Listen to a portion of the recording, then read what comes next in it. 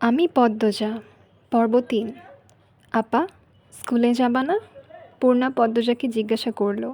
যাব। তাড়াতাড়ি করো। তাড়া দিয়ে পূর্ণা বাড়িতে ঢুকল। পদ্মজা বাড়ির পিছনে নদীর ঘাটে উদাসীন হয়ে বসে আছে। এই নদীর নাম মাদিনী, ছদ্মনাম। গ্রীষ্মকাল বিদায়ের ৩ সপ্তাহ চলছে। এখন বর্ষাকাল। মাদিনী জলে কানায় কানায় ভরে উঠেছে। সে যেন স্রোতস্বিনী। ঘোলা জলের একটানা স্রোত বয়ে যায় সাগরের দিকে। উজান থেকে ভেসে আসছে ঘন সবুজ কচুরিপানা। পদ্মজার এই দৃশ্য দেখতে বেশ লাগে। নিষ্পলক চোখে তাকিয়ে আছে মাদিনীর স্বচ্ছ জলের দিকে। মাদিনীর বুকের উপর দিয়ে একটা লঞ্চ যাচ্ছে। লঞ্চ দেখে ১ মাস আগের ঘটনা মনে পড়ল তার। সেদিন রাতে হেমলতা ছুরি ধার দিয়ে রুমে ঢুকে গেলেন। পদ্মজা কাপা পায়ে রুমে ঢুকে বিছানায় শুয়ে পড়ে। কিছুক্ষণের মধ্যেই ঘুমিয়ে পড়ে। এর পরদিন স্কুল থেকে বাড়ি ফিরে নামাজ পড়ে খেতে বসলো। তখন হিমেল হন্তদন্ত হয়ে বাড়িতে ঢুকে। হিমেল হচ্ছে হেমলতার ছোট ভাই। আপা।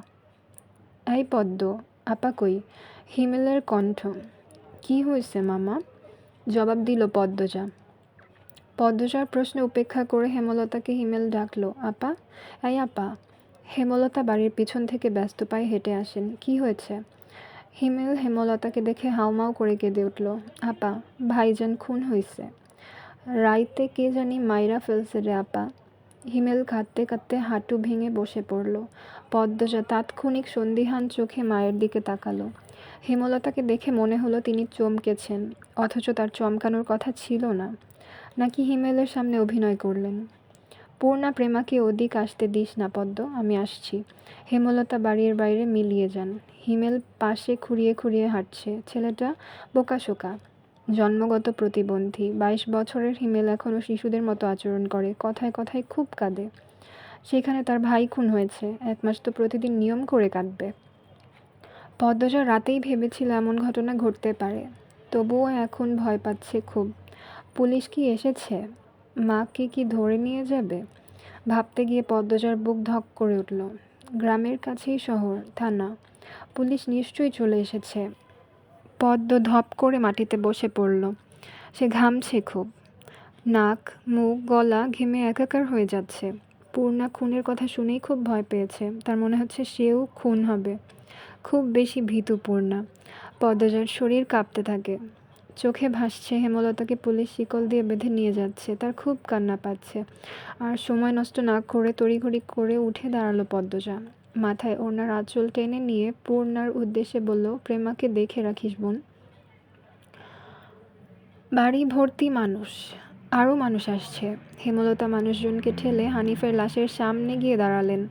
তখন ফর্সা রঙের ২ জন মহিলা ঝাঁপিয়ে পড়ে তার উপর। আকস্মিক আক্রমণে হেমলতা অপ্রস্তুত হয়ে পড়েন। খেয়াল করে দেখেন ২ জন মহিলা তার মা আর বোন। তারা হাউমাউ করে কাঁদছে, কিন্তু হেমলতার তো কান্না পাচ্ছে না। ব্যাপারটা লোকচক্ষু ঠেকছে না। একটু কি কান্নার অভিনয় করা উচিত? হানিফের মৃতদেহ দেখে মনে হচ্ছে কেউ ইচ্ছে মতো কুপিয়েছে। হেমলতার তা দেখে শান্তি লাগছে। এমন শান্তি অনেকদিন পাওয়া হয়নি। পদ্মজা সেখানে উপস্থিত হয়। হেমলতার নজরে পড়ে। ভীতু চোখে মায়ের চোখের দিকে তাকালো পদ্মজা। হেমলতা ভ্রু কুঞ্চিত করে আবার স্বাভাবিক করে নেন। পদ্মজা চোখ ঘুরিয়ে দেখছে পুলিশ এসেছে নাকি। চারিদিকে এত মানুষ পদ্মজাকে এদিক ওদিক উকি দিতে দেখে হেমলতা এগিয়ে আসেন। চোখ মুখ শক্ত করে পদ্মজার মুখ ঘুরে দেন। পদ্মজা দ্রুত ওড়নার আঁচল মুখে চেপে ধরে গোয়ালঘরে ঢুকে পড়ল। তার মা চায় না সে কখনো এত মানুষের সামনে থাকুক। হেমলতা ঘাড় ঘুরিয়ে দেখলেন পদ্মজা গোয়ালঘর থেকে উকি দিয়ে বাইরের অবস্থা পর্যবেক্ষণ করছে। কিছুক্ষণের মধ্যে পুলিশ আসলো। জিজ্ঞাসাবাদ করে হানিফের লাশ নিয়ে গেল। লোকমুখে শোনা যায় হানিফ খুন হয়েছে শেষ রাতে। এরপর নদীতে ফেলে দেওয়া হয়। লঞ্চ ঘাটে লাশ ভাসে। হেমলতাকে পুলিশ নিয়ে যায়নি বলে পদ্মজা স্বস্তির নিঃশ্বাস নিল। মানুষের ভিড়ও কমে গেছে। হেমলতার মা কাঁদতে কাঁদতে ক্লান্ত হয়ে উঠোনের এক কোণে বসে আছেন। পদ্মজা গুটি পায়ে গোয়ালঘর থেকে বেরিয়ে আসলো। হেমলতা পদ্মজার দিকে তাকিয়ে মৃদু হাসেন। সেই হাসি দেখলেন হেমলতার মা মঞ্জুরা। তিনি কিছু একটা ভেবে নেন। হেমলতার কাছে এসে কিরমির করে বলেন, তুই খুন করছস? তোমার কেন মনে হচ্ছে এমন? হেমলতার কণ্ঠ স্বাভাবিক। অথচ পদ্মজা এই প্রশ্ন শুনে ভয় পেয়েছে খুব। যদি নানু পুলিশকে বলে দেয়? পুলিশ তো তার মাকে নিয়ে যাবে। কাইল রাইতে তুই আইছিলি হানিফের ঘরে, আমি দেহি নাই? রাগে কাঁপছেন মঞ্জুরা। আসছি। হেমলতার নির্বিকার স্বীকারোক্তি। কেন মারলি আমার স্যারারে? তোর কি ক্ষতি করছে? আসছি বলেই আমি খুন করেছি? এত রাইতে তুই তার কাছে আর কি দরকারে আইবি? আমি তাকে মারতেই যাব কেন? মঞ্জুরা আহত দৃষ্টিতে তাকিয়ে আছেন হেমলতার দিকে। হেমলতার চোখ মুখ শক্ত। নিস্তব্ধতা কাটিয়ে মঞ্জুরা চেঁচিয়ে উঠলেন, পুলিশের কাছে যামু আমি। পদ্মজা কেঁদে উঠল।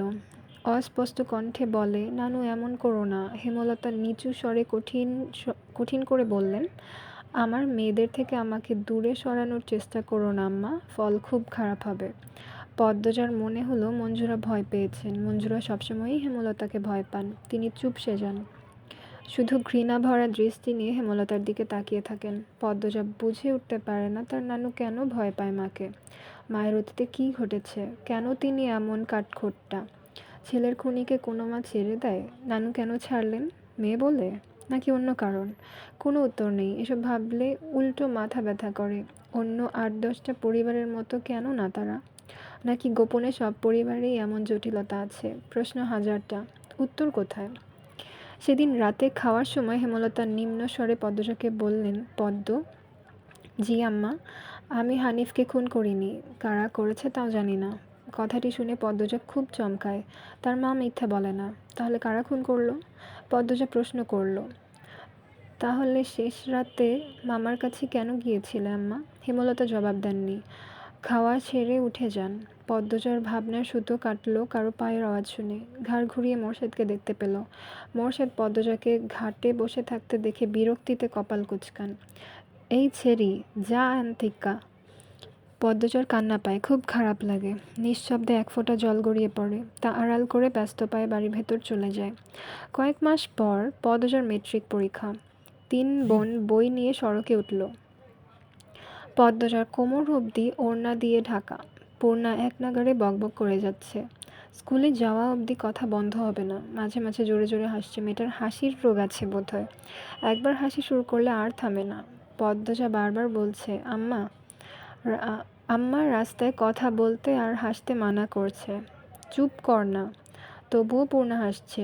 বাড়ির বাইরে এসে সে মুক্ত পাখির মতো আচরণ করছে। তাকে দেখে মনে হয় খাঁচা থেকে মুক্ত হয়েছে। পদ্ম, ওই পদ্ম, খাড়া। পদ্মজা ক্ষেতের দিকে তাকালো। লাবণ্য ক্ষেতের আইল ভেঙে দৌড়ে আসছে।